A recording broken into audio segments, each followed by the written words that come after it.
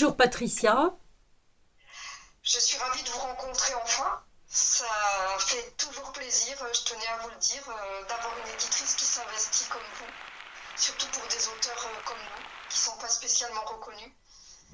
Et je trouve ce travail formidable, donc je voulais vous en remercier avant de commencer. Ben merci, mais je fais rien de spécial. Je fais juste mon boulot. Oui, mais vous vous investissez pour nous et c'est énorme. On vous donne envie de continuer et d'avancer. Donc je m'appelle Patricia, je suis aide-soignante à l'hôpital de Bordeaux. J'écris depuis de très longues années, hein. Je pense que j'ai toujours écrit. Ma mère me dit qu'aussi loin qu'elle se souvienne, elle m'a vue avec un stylo et des livres. Je suis tombée malade lorsque j'étais enfant. J'ai été hospitalisée très longtemps. Et durant tout ce temps, je m'ennuyais. Parce qu'à l'époque, il n'y avait pas tout ce qu'il y a aujourd'hui. Les écrans, tout ça. Donc du coup, je lisais et j'écrivais. J'écrivais beaucoup, en particulier la poésie. Je lisais beaucoup Victor Hugo, les poèmes qu'il a écrits à sa fille Pauline, qui me touchaient beaucoup.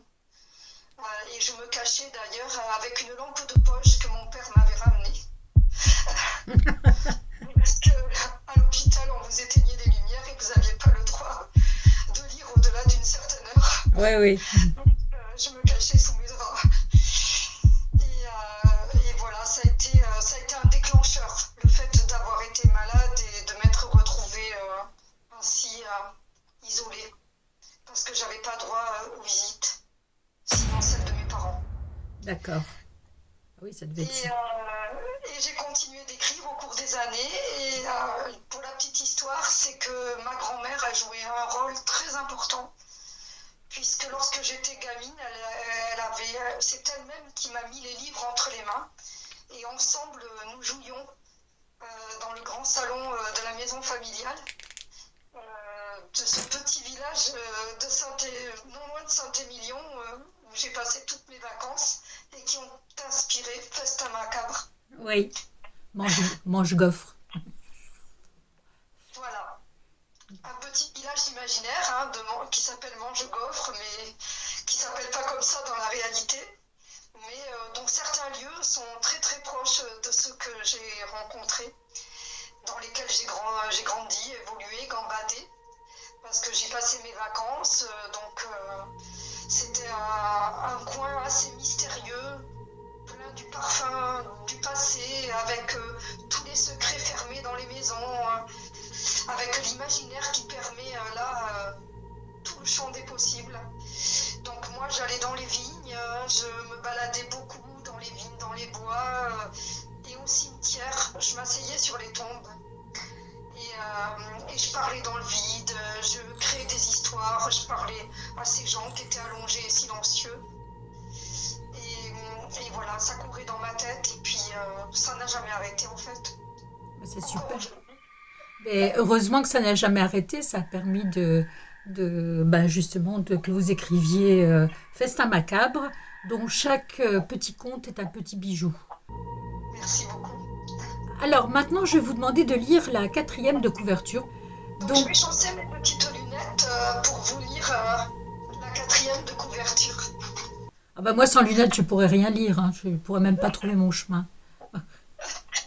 Ce sont des croquis, des morceaux de vie lotis dans un petit village de Nouvelle-Aquitaine, Mangegoffre, à ce jour inconnu, imaginé aux abords du Libournais, non loin des frontières où s'acheva la guerre de 100 ans, qui opposa les Anglais aux Français. À l'abri de ce lieu champêtre et au parfum d'antan, déroulé entre les rangs de vignes, caché au détour des jardins et des vieilles pierres, les émotions torpillent et percent de la pointe de leurs tisons incandescents les confins de la raison. C'était très joliment présenté. Alors, moi, Festin macabre, je vais vous lire la critique. Il fallait oser ce genre littéraire. Patricia s'y est risquée avec Festin macabre. Des contes cyniques, croqués sur une toile ensanglantée. On a le sentiment de lire Alan Edgar Poe. C'est la première idée qui m'est venue quand je vous ai lu.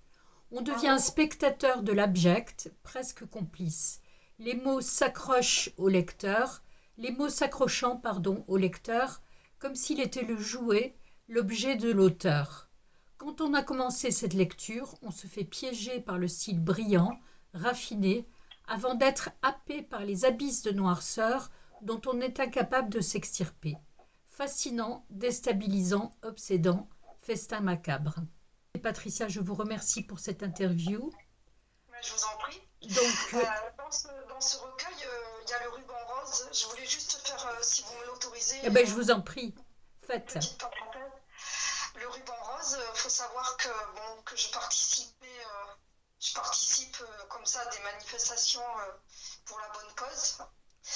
Et donc le ruban rose, ça m'est venu parce que justement, je faisais une course pour le ruban rose. Et à un moment, je me suis trouvée isolée dans un bois. Et c'est comme ça que m'est venu le ruban rose. Oui. Donc en revenant le soir, j'ai commencé à ébaucher le ruban rose. Oui, c'est pareil, ça a duré, c'est plusieurs mois de travail, hein, toutes ces petites nouvelles, plusieurs mois de travail. Oui, alors je précise que dans le ruban rose, la jeune femme qui se retrouve toute seule dans un bois fait une mauvaise rencontre. Mais une très mauvaise rencontre.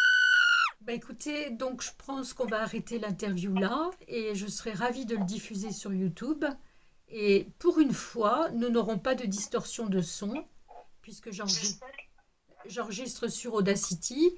Donc je vais arrêter mon audio maintenant et donc vous pouvez arrêter votre enregistrement et on continue au téléphone. Je vous remercie beaucoup, Chantal.